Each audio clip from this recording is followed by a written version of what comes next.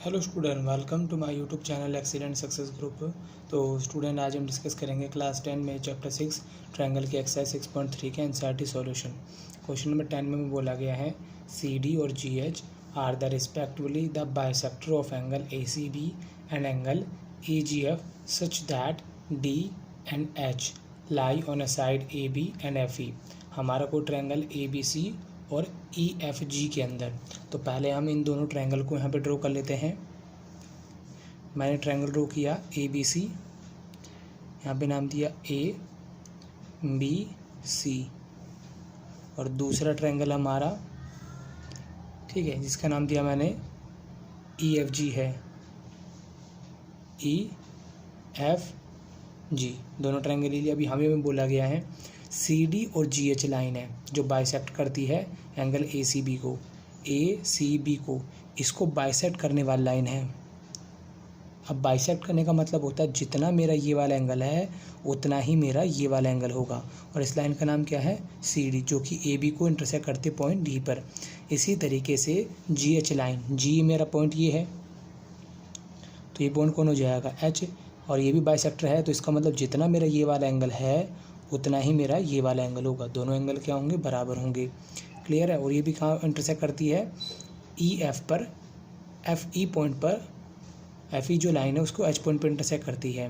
फिर हमें बोला गया है कि ये जो ट्रायंगल ए बी सी है और एफ ई जी है, ध्यान से देखना, ए बी सी और एफ ई जी, ये दोनों अगर सिमिलर हों तो ये तीनों पार्ट हमें प्रूफ करने हैं।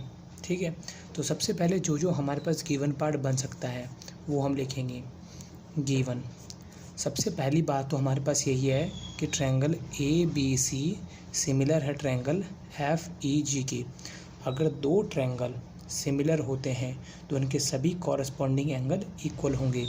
एंगल ए बराबर होगा एंगल एफ के, एंगल बी बराबर होगा एंगल ई के, एंगल सी बराबर होगा एंगल जी के। ये एंगल इस एंगल के बराबर होगा, ये एंगल इस एंगल के बराबर होगा, ये पूरा एंगल इस पूरे एंगल के बराबर होगा। क्यों? क्योंकि दोनों ट्रायंगल हमारे क्या है, सिमिलर हैं, इस वजह से। ठीक। फिर हमें ये गिवन है कि जो सी डी लाइन है, C D and G H bisector of angle A C B and angle F G E, ये इसके बाइसेक्टर है। तो मैं इसको मान लेता हूँ एंगल नंबर 1, इसको मान लेता हूँ एंगल नंबर 2। तो यानी एंगल 1 बराबर होगा एंगल 2 के, और दोनों क्या होंगे, हाफ ऑफ एंगल सी। इसे मैं स्टेटमेंट नंबर मान लेता हूँ 1। इसी तरीके से इसे एंगल नंबर 3 और इसे एंगल नंबर 4। एंगल 3 बराबर होगा एंगल 4 के, और दोनों क्या होंगे, इस जी के हाफ के इक्वल हो गए। इसे मैंने नंबर मान लिया 2। ये एंगल सी है, क्वेश्चन में गिवन है। बाइसेक्टर का मतलब ही होता है बराबर दो हिस्सों में बांट देना। तो 1 बराबर 2, दोनों क्या होंगे, सी के हाफ, 3 और 4 दोनों बराबर, दोनों क्या होंगे, जी के हाफ। अब हमें 2 प्रूफ करना है। 2 प्रूफ करने वाले पार्ट लिखते हैं यहाँ पे। सबसे पहला पार्ट है C D upon G H A C upon F G. Second part, triangle D C B similar है ट्रायंगल एच जी ई। ठीक। तीसरा part, triangle D C A similar है ट्रायंगल एच जी एफ के। ये 3 part हो गए। अब हमें यहाँ पे देखो, कुछ साइड देखो ज़रा, सी डी ये साइड अपॉन में जी एच, ठीक है, फिर ए सी अपॉन में एफ जी, यानी कि जो ये प्रोपोर्शनल का रिलेशन बताया गया हमें, वो इन दोनों ट्रायंगल में बताया गया है।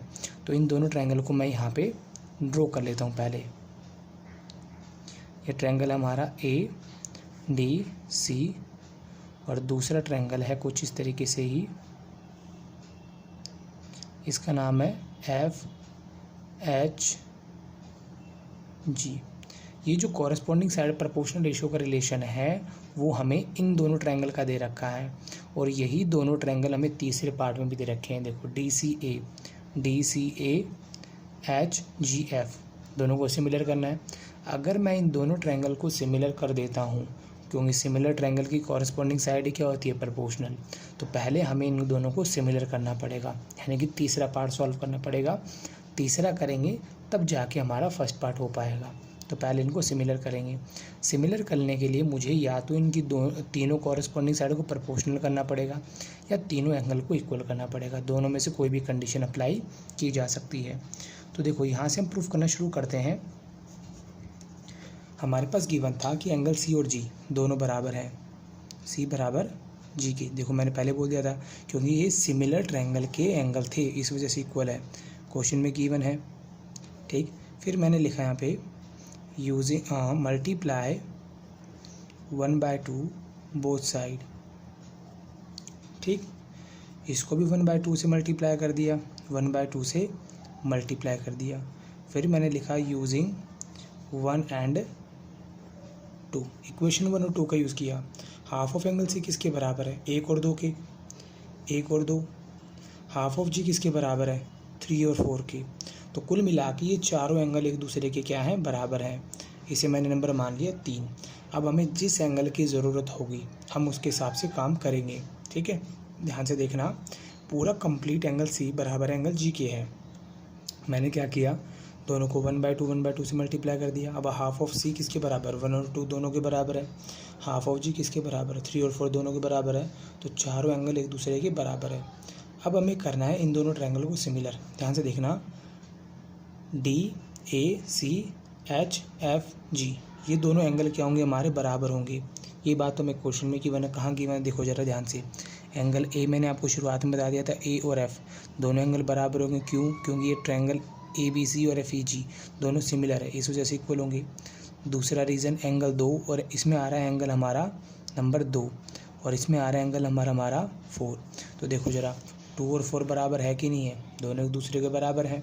तो मैंने लिखा in triangle DCA and triangle HGF, दोनों ट्रायंगल ले लिए। यहाँ लिखूँगा एंगल A बराबर एंगल F के, और यहाँ पे रीज़न में क्या डालूँगा, या तो देखो हमारे एक गिवन पार्ट है, मैंने गिवन में लिखा हुआ है, आप ये भी लिख सकते हो। या फिर यहाँ क्या लिखोगे, corresponding angle of a similar triangle, ये भी लिखा जा सकता है। Corresponding angle of similar triangle, इस वजह से दोनों इक्वल हैं। और एंगल 2 बराबर एंगल 4 के, कहाँ से, फ्रॉम 3 से, फ्रॉम 3। इक्वेशन नंबर 3 में प्रूफ किया है। अगर कोई भी दो ट्रायंगल के कोई भी दो एंगल कॉरस्पॉन्डिंग एंगल, ये एंगल इसके बराबर आ गया, ये एंगल इसके बराबर आ गया, दो एंगल बराबर हो जाते हैं, तीसरा एंगल ऑटोमेटिकली इक्वल होता है बाय एंगल सम प्रॉपर्टी से। तो दो से भी हम इनको प्रूफ कर सकते हैं कि सिमिलर हैं। ट्रायंगल DCA सिमिलर होगा ट्रायंगल HGF के बाय एंगल सिमिलैरिटी,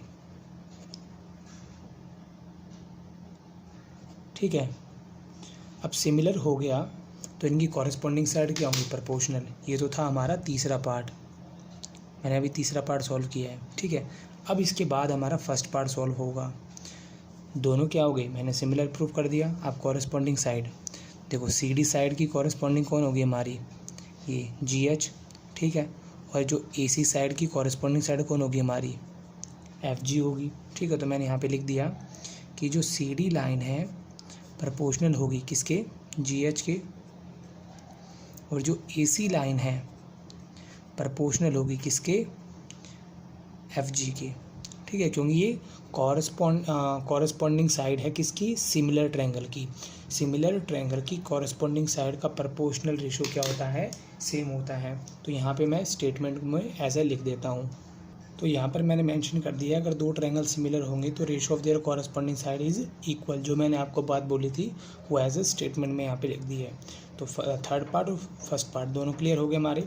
अब आता है हमारा सेकंड पार्ट DCB और HGE इन दोनों को सिमिलर करना है, ठीक है। तो इसको पहले मैं अगले पेज पे नोट कर लेता हूँ। तो स्टूडेंट इसके जो सेकंड पार्ट मैंने यहाँ पे ड्रॉ कर लिया है। ट्रायंगल का नाम है हमारा DCB, दूसरा HGE, दोनों को ले लिया। जैसे हमने इसको इस वाले पार्ट को किया था सेम वैसे ही करना है।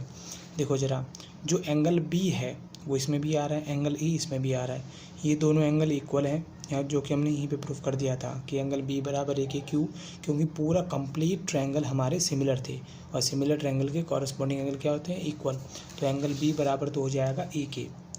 एक रीज़न तो हमें ये मिल गया, बी बराबर ए के।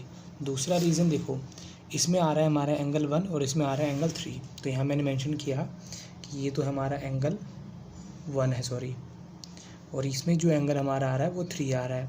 तो मैंने यहाँ पे क्वेश्चन नंबर 3 में प्रूफ किया था कि चारों एंगल बराबर हैं। मेरे को ज़रूरत है 1 और 3 की, दोनों बराबर हैं। तो यहाँ पे हम लिख सकते हैं कि एंगल 1 और एंगल 3 ये दोनों भी क्या है? बराबर। अगर दो एंगल इक्वल हो गए, ये वाला और ये वाला कॉरस्पॉन्डिंग एंगल इक्वल है, तो दोनों ट्रायंगल क्या होंगे? सिमिलर। तो मैंने लिखा यहाँ पे in triangle DCB and triangle HGE angle B बराबर होगा एंगल ए के, क्योंकि corresponding angle of similar triangle, similar triangle के कॉरस्पॉन्डिंग एंगल इस वजह से इक्वल होंगे। एंगल 1 बराबर 3 के, यहाँ लिखेंगे from equation number 3। Equation number 3 में हमने ऑलरेडी प्रूव किया जा चुका है कि चारों पार्ट इक्वल हैं एक दूसरे की।